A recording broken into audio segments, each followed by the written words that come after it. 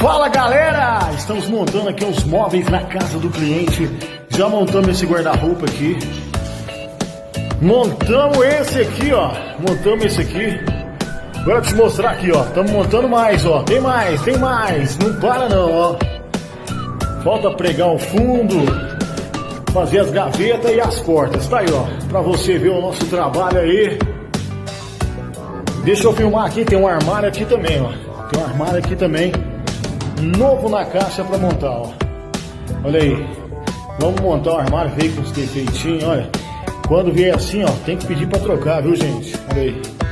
O cliente aqui não tem como trocar porque já tem tempo que comprou esses móveis aí, tá bom?